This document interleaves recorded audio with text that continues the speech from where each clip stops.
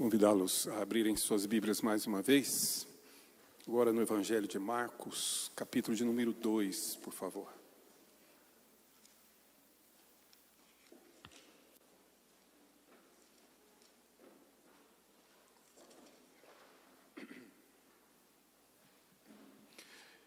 Convidá-lo para que leiamos a partir do verso 18.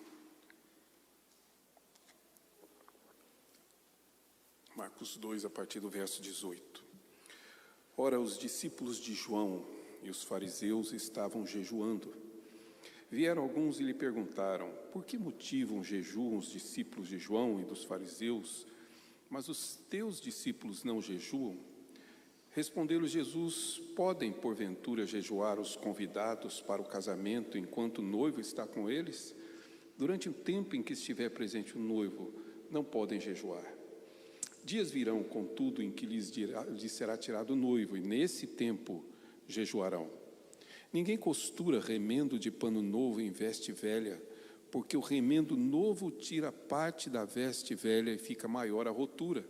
Ninguém põe vinho novo em odres velhos, do contrário, o vinho rompendo os odres, romperá os odres, e tanto se perde o vinho como os odres. Mas põe-se vinho novo em odres novos de Jesus.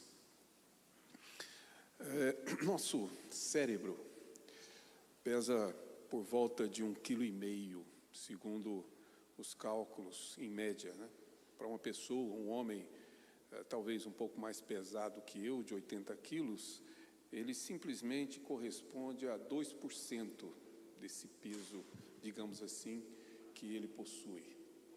No entanto, é esse pequeno órgão, essa pequena massa cinzenta, que, como dizem, tem, na verdade, uma textura de tofu, eu prefiro não experimentar, mas é o que dizem. Esse pequeno órgão conduz todo o nosso corpo, de uma maneira que ainda não conhecemos e não conseguimos compreender. São milhões, bilhões de sinapses que são realizadas, e são realizadas automaticamente. Os nossos neurônios são treinados junto com essas sinapses e que, na verdade, formam nossos hábitos, nossas habilidades, vem exatamente de uma repetição. E essa repetição, ela se torna tão frequente que se tornam atos automáticos. Sem que percebamos, os nossos corpos reagem exatamente por um comando do cérebro em frações de segundos que, na verdade, raramente conseguem ser medidas. Uma pessoa que descrevia exatamente essa situação e que havia perdido o braço, comentava que, quando lhe foi atirado um disco na praia, ele ergueu o braço, mas o braço que ele já não tinha, para segurar aquele disco. Porque é um ato que nós diríamos impensado, mas ele não é impensado. É que, na verdade, o pensamento ocorre com tanta rapidez, pela automação, que, na verdade, parece que não existe nenhum raciocínio por trás daquele ato. Isso está presente em nós todos os dias, em atos que nós não percebemos, né? Uma, digamos, arrumada do cabelo que acontece sem que percebamos, porque já é nosso hábito, nossa prática. E qual de nós, na verdade, para pensar quando está amarrando o cadarço? Com certeza não. Fazemos isso simplesmente como um comportamento automático, mecânico até. Simplesmente fazemos esse laço. Quando estamos aprendendo, é preciso que nos ensine como fazer, como montar o nó, como puxar o nó, e isso é repetido a primeira vez, segunda vez, a partir de um determinado momento, é tão automático que nem vimos como realizamos. É como alguém que tem o costume, por exemplo, de cozinhar e que simplesmente coloca o sal sem, de alguma forma, medir a quantidade. Para um cozinheiro treinado como eu preciso de uma balança que consiga medir aqui, digamos, os pesos, ali os milésimos, para que eu possa conseguir realizar o ato, mas alguém automaticamente faz. Isso está presente, então, nos nossos dias, no nosso dia a dia, na nossa maneira de viver. Quem dirige sabe disso, dirige simplesmente por aquilo que é chamado de reflexo, e é nada mais do que uma sinapse que automaticamente te conduz a esses atos contínuos. Enquanto estão envolvidos esses aspectos dessas ações que nós dizemos impensadas, sem problema nenhum. O problema é quando isso adentra alguns campos essenciais da vida. Eu poderia falar aqui de vários deles, como, por exemplo, os nossos relacionamentos, e que muitas vezes se tornam automáticos, impensados, reflexos naturais de um processo, digamos assim, de neurônios que atuam impensadamente aos nossos olhos. Mas quando isso entra e adentra o campo da nossa fé, da nossa relação com Deus, isso pode se tornar, sim, um grave problema, um risco muito grande para a nossa fé. E o risco é de nos tornarmos como os fariseus, hipócritas, agindo sem pensar nos seus atos. Isso acontece com orações. E confesse comigo, e veja bem, não estou dizendo para confessar para mim, mas confessar comigo, que muitas vezes as nossas orações são impensadas. Eu fecho os olhos, minha mente navega para outros lugares, e quando eu ouço a pessoa dizendo amém, eu então digo amém. Porque é um ato meio que simplesmente automático. Isso acontece com os cânticos. Raramente paramos, às vezes, para pensar na letra do cântico, para aquilo que o cântico de fato está me conduzindo a dizer. Mas às vezes parece ser sim um ato simplesmente mecânico. Isso acontece com outros elementos, como a ceia, como inclusive o próprio culto, que passa mecanicamente. A gente já sabe até a ordem certinha, como acontece, e a gente já está preparado. Sabe até quando o pastor está prestes a terminar, quando ele é alguém, digamos assim, sensato e termina na hora certa. Então a gente já sabe exatamente como é que funciona, e isso se torna ato automático, ato simplesmente mecânico, ato que se esvaziou do seu sentido, do seu significado, porque não existe mais a necessidade de pensar nele. E é sobre essa questão que eu creio o texto nos fala.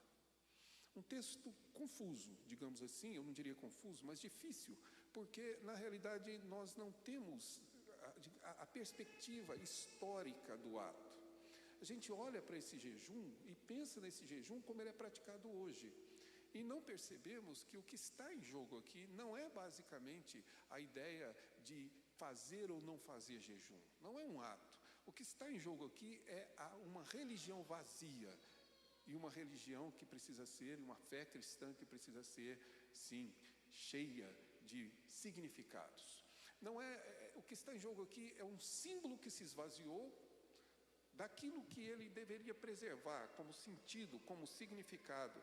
O que está em jogo é aquilo que é feito por aparência, quando na verdade é feito para que os outros observem, ou feito apenas porque isso é o meu ato externo de fé, e que não é acompanhado pelo que acontece no meu coração, que acontece no meu íntimo. Não é na verdade uma verdade minha, pessoal, de um relacionamento pessoal com Deus, mas um ato religioso externo, uma espécie de, digamos, de ação comunitária, de uma fé, de uma religião, de uma denominação, de uma igreja que eu adotei, mas não uma perspectiva pessoal e íntima. E isso é que está em conflito aqui nesse texto que lemos. Aliás, você já deve ter observado isso, mas por favor, se puder novamente, esse conjunto de eventos narrados por Marcos, eles dizem respeito ao conflito de Jesus com os fariseus, com os saduceus. São 5 deles. Começa com o paralítico de Cafarnaum, tá certo? Passa pelo chamado de Levi e principalmente Jesus comendo com publicanos e pecadores. O terceiro ato é exatamente este jejum. O quarto é claramente o sábado, onde Jesus está presente naquele sábado, que se conclui, obviamente, com o homem com a mão ressequida sendo curado num sábado dentro da sinagoga. Ou seja, são 5 narrativas que foram unidas por Marcos, para que pudesse essa mensagem nos ser trazida, ou esse alerta, ou esse aviso. É Deus nos dizendo que nós devemos ter cuidado com o fermento dos fariseus e dos saduceus, ter cuidado para que a nossa fé não se torne vazia, não se torne sem significado, que vir aqui à frente depositar o dízimo não seja simplesmente um ato religioso de todos os domingos, mas seja algo que proceda de um coração que reconhece e que entende o significado de todas essas coisas. Para entender isso bem, você precisa talvez caminhar comigo aqui e entender como é que o jejum se tornou o jejum dos fariseus que lemos aqui. Como é que isso chegou a esse ponto? Não há na Escritura uma condenação do jejum. O que existe é o mau uso dele. É a maneira como os judeus, os fariseus e aí aqueles religiosos passaram a praticar o jejum. Se você puder, depois, se quiser inclusive, o jejum na verdade que era praticado, quando ele foi instituído por Deus, ele foi instituído para ser realizado uma vez por ano. Levítico, capítulo 23, 27, ou se você quiser, Atos 27, 9, que na verdade Lucas se refere ao dia do jejum, era o dia da expiação. E o dia da expiação, vocês se lembram, era aquela cerimônia onde uma vez por ano o sacerdote adentrava o Santo dos Santos, sacrificava o animal do Santo dos Santos, e ali como preparativo para aquele ato de expiação, era necessário afligir a minha alma, ou seja, era preciso que eu me quebrantasse. E o símbolo desse quebrantamento era um jejum.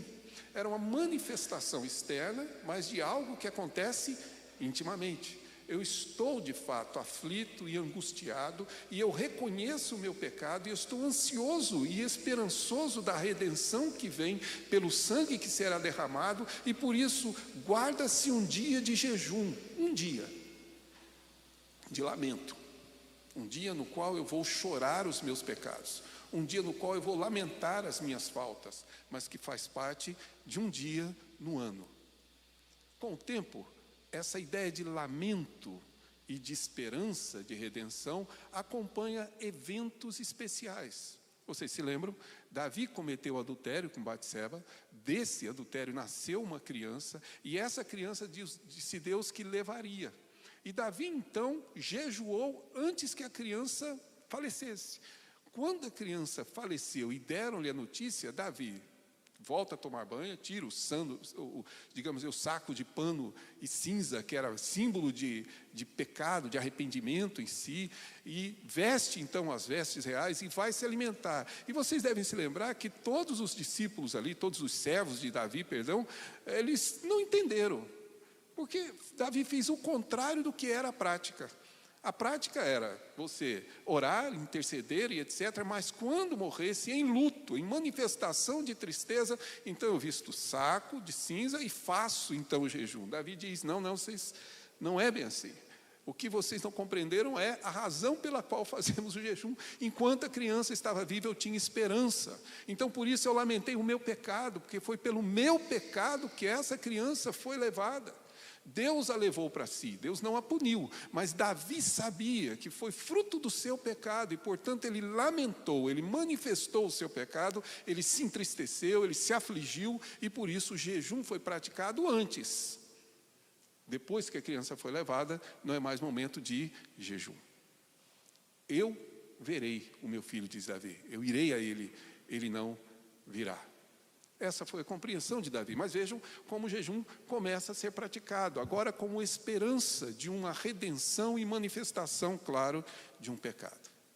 Mas isso tornou-se, nas perspectivas judaicas, como uma espécie de preparativo para a vinda do Messias, a ponto deles acharem que o Messias viria quando o povo se arrependesse. Quando o povo estivesse arrependido, então todos deveriam manifestar o seu arrependimento. Por isso, na época, no período em que Jesus e os discípulos estão aqui reunidos, os judeus praticavam um jejum para demonstrar arrependimento para que o Messias viesse, como se o Messias viesse por alguma ação humana e não por uma decisão divina. Mas claro, como a gente consegue estragar tudo que a gente põe à mão, foi exatamente o que os discípulos, que os homens, os fariseus faziam, ou seja, vamos antecipar, ou vamos provocar a vinda do Messias com um arrependimento, só que não era um arrependimento sincero de coração, mas um ato externo praticado, naquela ocasião, às segundas-feiras e terças-feiras.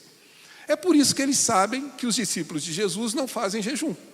Porque nos dias de jejum, naquela semana, segunda e terça, que era dia de jejuar, naqueles dias, os discípulos de Jesus comiam e bebiam.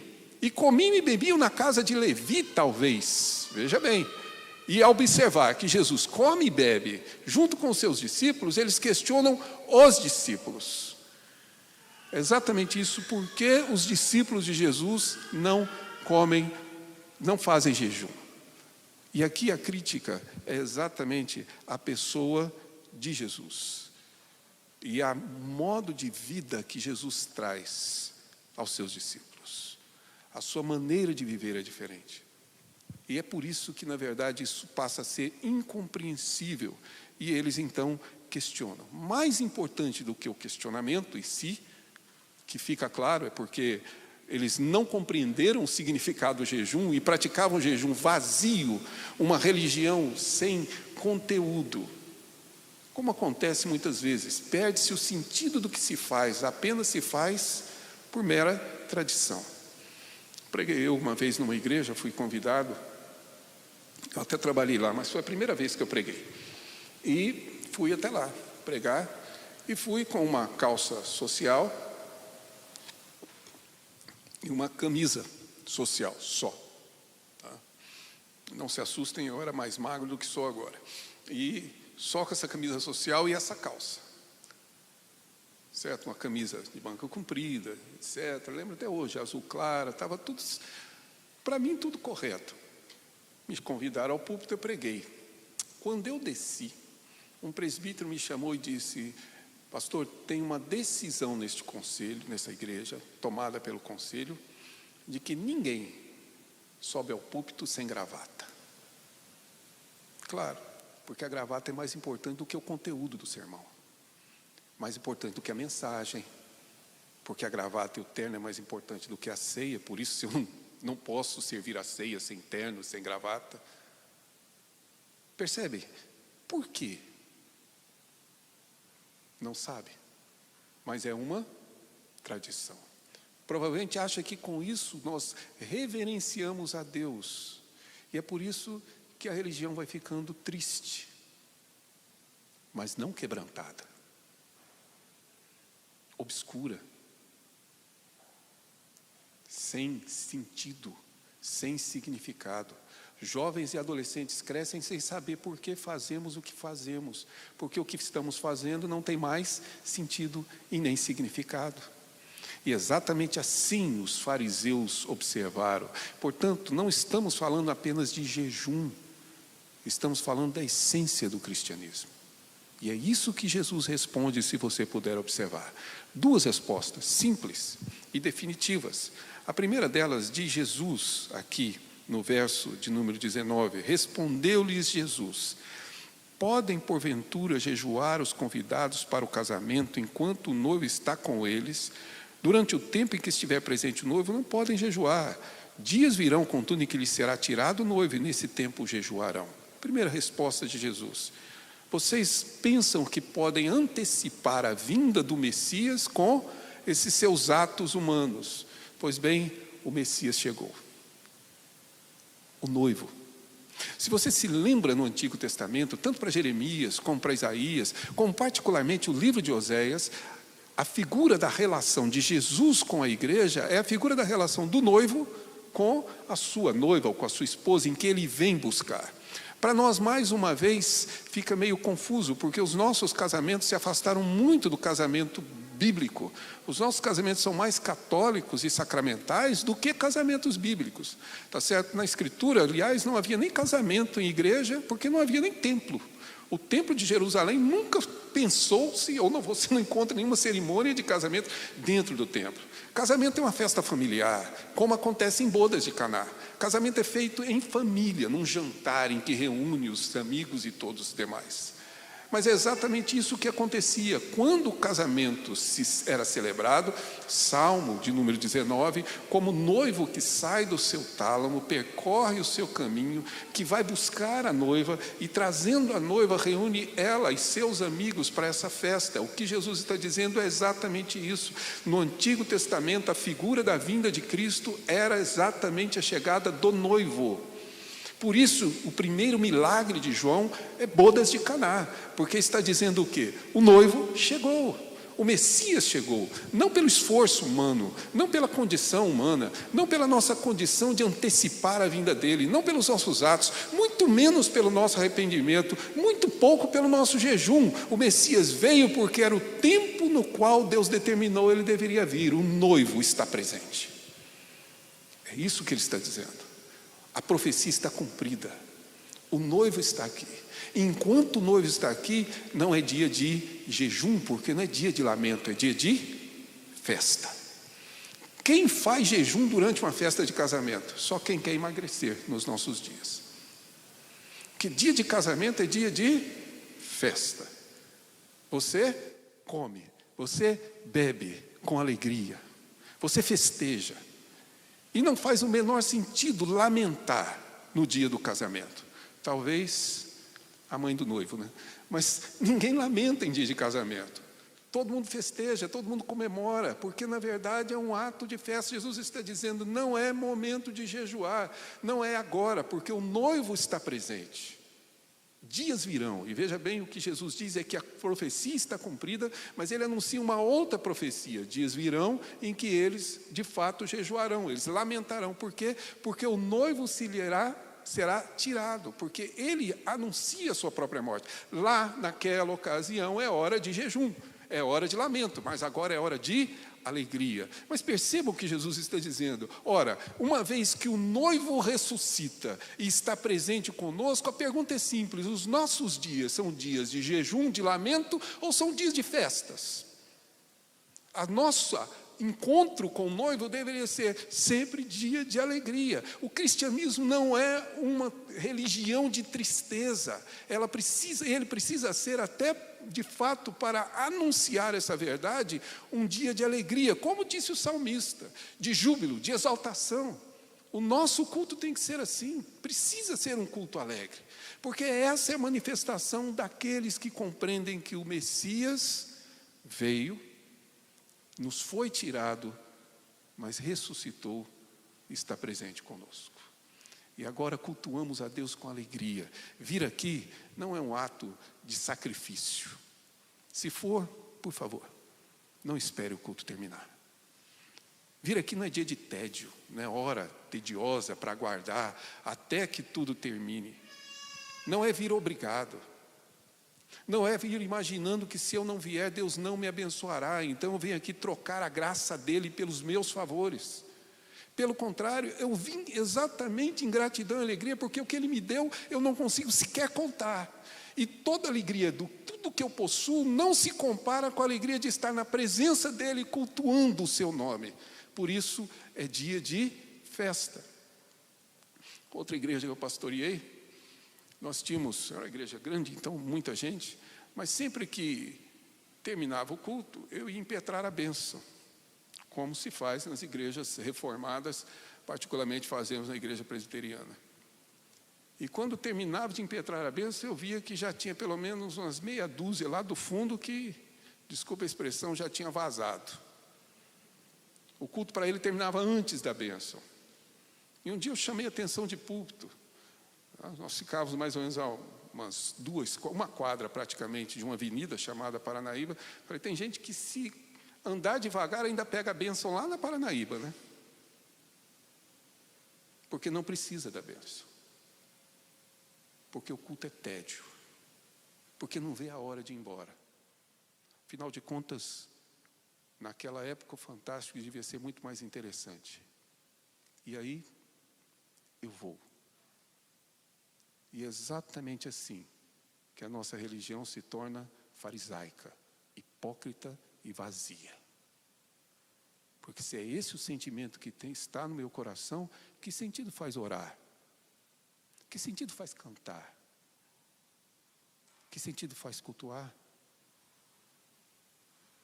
Que alegria pode haver nisso?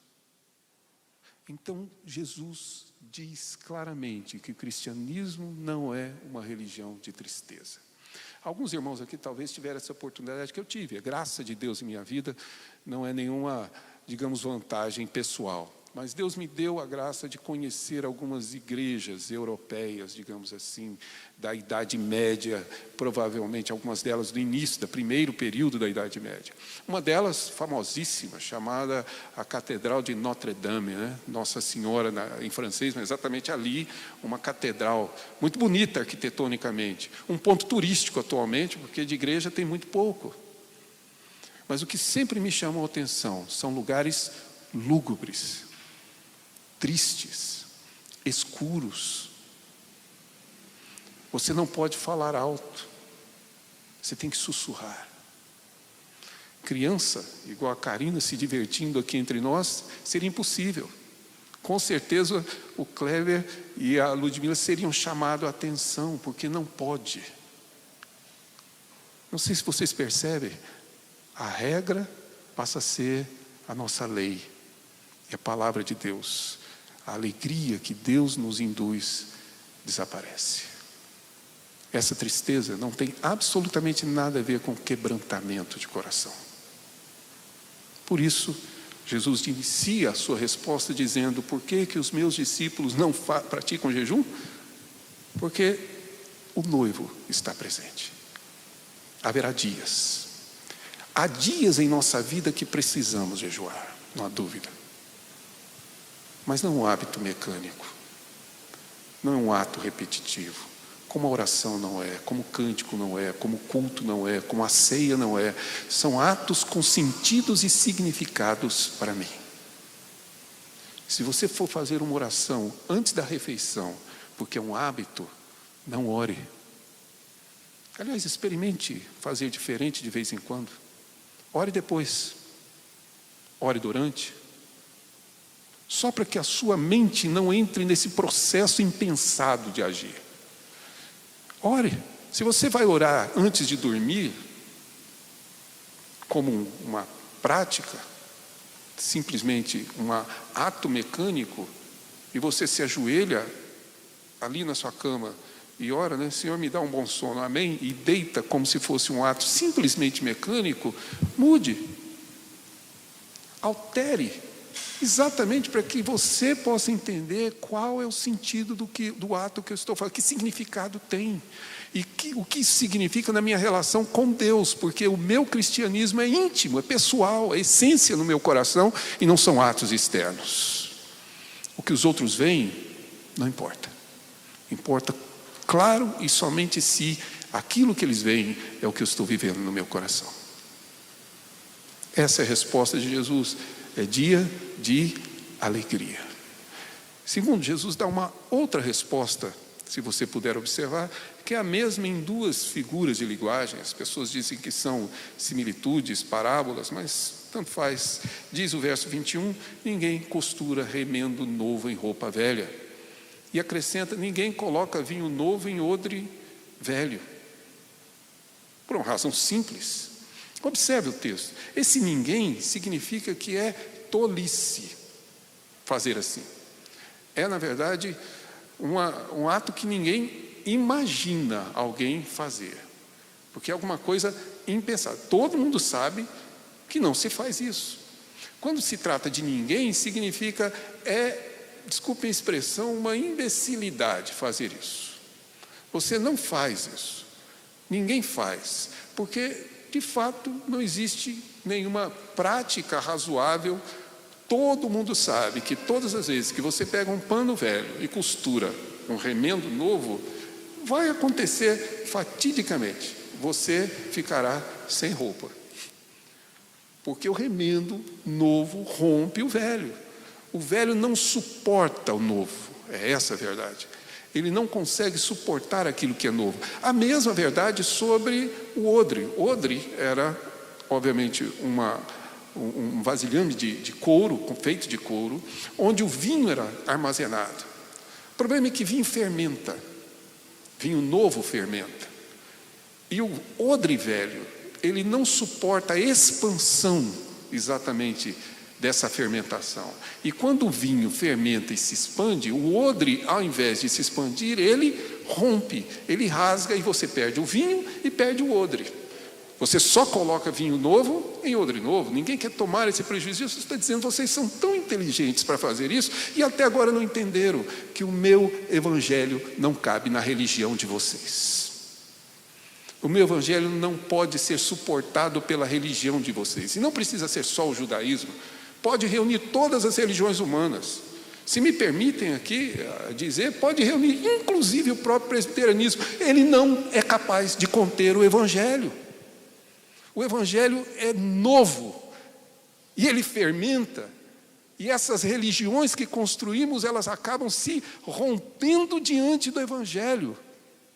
É exatamente o que Jesus está dizendo. O meu evangelho é novo, a minha palavra é nova. Jesus Cristo e a sua obra é algo tão novo que nada que é antigo pode suportar. Nós precisamos compreender isso. Não podemos viver a nossa relação com Deus baseada em uma religião que temos. Afinal de contas, de que vale essa nossa religião? Nós, na verdade, vivemos o evangelho, porque o evangelho é novo. E novo naquele sentido que eu disse, ou que o Vini repetiu, ou seja, não é porque é novo, é diferente, não é porque é uma novidade, é algo que acontece agora. Porque tudo que fazemos assim, com o tempo deixa de existir. Mas é novo porque sempre será novo. Ou, se eu puder usar a expressão da nossa fé reformada, que comemoramos essa reforma este mês, ela é clara em dizer que a fé reformada é sempre reformanda, ou seja, ela está sempre se renovando, porque é evangelho. Ela não é diferente, ela não muda, a doutrina não muda, a verdade não muda, Deus não muda, mas ele é sempre novo. Por isso o cântico é novo, por isso a nossa vida é nova, por isso, na verdade, nós somos convidados a viver essa novidade. Ou seja, enquanto nós insistimos em colocar o cristianismo dentro dessas molduras religiosas, é tanto quanto nós vamos ver se romper uma vez após outra. Ela é insuficiente. Ela não pode conter o evangelho. Isso é graça de Deus. Porque Deus nos incomoda todos os dias a transformarmos as nossas vidas. Todos os dias. Porque quando a minha fé religiosa, eu penso, está pronta, Deus com sabedoria rompe para que eu tenha que começar a entender que é novo todos os dias, que é novo a cada manhã, que é novo o tempo todo. Uma transformação. Aliás, esta semana me chamaram a atenção para um fato bem comum nos nossos dias. É que as pessoas costumam dizer que Jesus é novo, Jesus rompeu com tudo que é antigo, e aí Jesus recebe todo mundo, abraça todo mundo, acolhe todo mundo, independente de quem são e do pecado que cometem. E como dizem, a melhor maneira de dizer uma mentira é contar uma meia-verdade. É verdade, Jesus acolhe mesmo pecadores, como na casa de Levi, sem problema nenhum, publicano, pecadores, meretrizes, ele acolhe esses pecadores. Mas a qual desses pecadores ele não ordenou, vá e não peque mais? A qual desses pecadores ele não determinou, santificai-vos? Qual desses pecadores que ele acolheu, ele não disse que, na verdade, é preciso amar a Deus acima de todas as coisas e se livrar do pecado que tenazmente nos assedia? É novo, mas não significa que não seja o mesmo evangelho pregado por Deus a Adão no jardim do Éden. É o mesmo. O Filho virá e trará essa novidade. Mas as nossas categorias religiosas não podem comportar o evangelho de Deus. Eu não sei se os irmãos entendem, mas eu vejo o mundo inteiro brigando por causa de religião. E muitos achando que a sua religião é a única, perfeita, inspirada, infalível, talvez inerrante, porque é a minha religião, a minha denominação. Algum tempo atrás, se você conversasse com alguém de uma outra igreja evangélica, a primeira pergunta que ele te faria seria: o irmão congrega onde? Porque precisa saber qual é a sua denominação, sua cor denominacional. Meus irmãos, somos de fato presbiterianos. Mas não é o presbiterianismo nosso meio de relacionar com Deus, e sim o Evangelho. E não podemos permitir que o Evangelho de Deus seja transformado em meras tradições mecânicas impensadas. O que Jesus faz é criticar a hipocrisia dos fariseus antigos e os fariseus contemporâneos, dos quais muitas vezes fazemos parte, porque agimos mecanicamente. Como que nós podemos entender e como é que nós devemos aplicar isso, essa orientação, essa exortação de Jesus, não aos fariseus especificamente, mas a nós, senão ele não teria inspirado essa palavra e preservado para que chegasse aos nossos dias. A discussão aqui não é se você faz ou não faz jejum, isso é irrelevante. Se você pretende fazer, pode fazer. Lembre-se, é uma vez por ano, não uma vez por semana. Se você quiser fazer, não faça para os outros verem, como Jesus ensina. Mas lava o seu rosto e haja pessoalmente, é você e Deus no seu jejum. E não tem dia marcado também, sabe? Essa coisa de segunda, terça. De fato, quando se faz tão necessário que eu demonstre a Deus esse lamento e arrependimento do meu pecado. É interessante que as pessoas jejuam para alcançar algumas bênçãos, mas não para manifestar seu arrependimento, seu pecado, seu fracasso pessoal. Jejue, se você quiser, mas não é sobre isso. É sobre como você vive a sua relação com Deus. Seu cérebro já tornou isso tudo tão mecânico como amarrar os seus sapatos. Já ficou um ato tão reflexo, né? Que você, na verdade, vem, porque é domingo.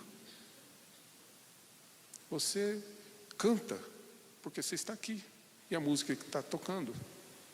Você ora, porque o pastor que está lá na frente, ou quem estiver dirigindo o culto, pediu para orar.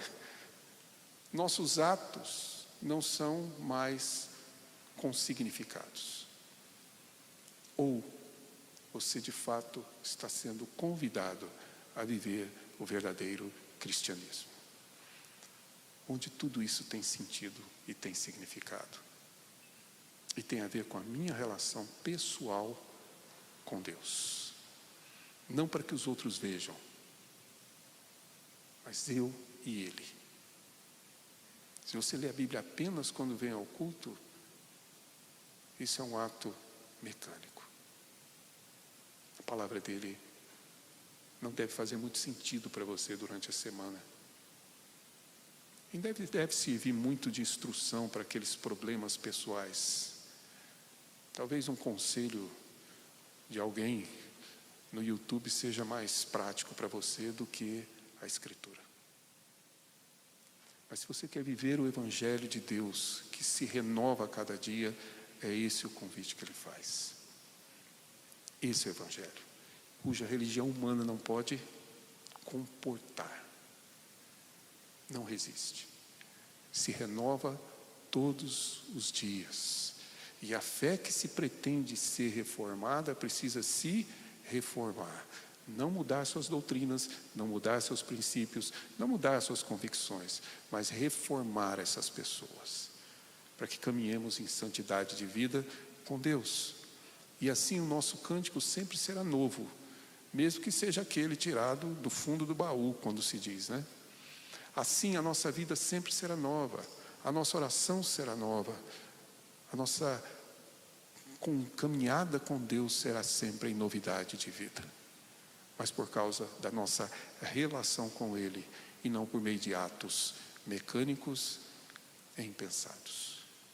Então o convite é para que você adore e sirva esse Deus assim, com alegria, não com tristeza, porque o noivo está. Ele ressuscitou e por meio do seu Espírito Ele está presente. É momento de alegria. Em algumas ocasiões nós vamos ter que lamentar, vamos ter que jejuar, vamos chorar, mas são ocasiões, como diz Pedro.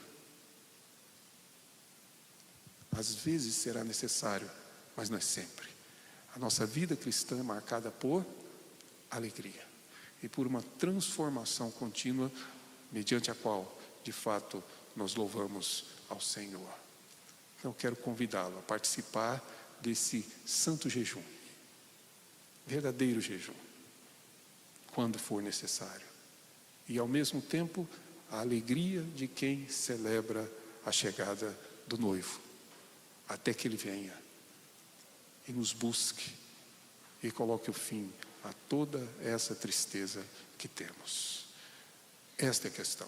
O que está em jogo não é um ato religioso como o jejum, mas a vida em essência de um cristianismo verdadeiro, autêntico, íntimo, pessoal, que eu espero que você saia daqui para vivê-lo.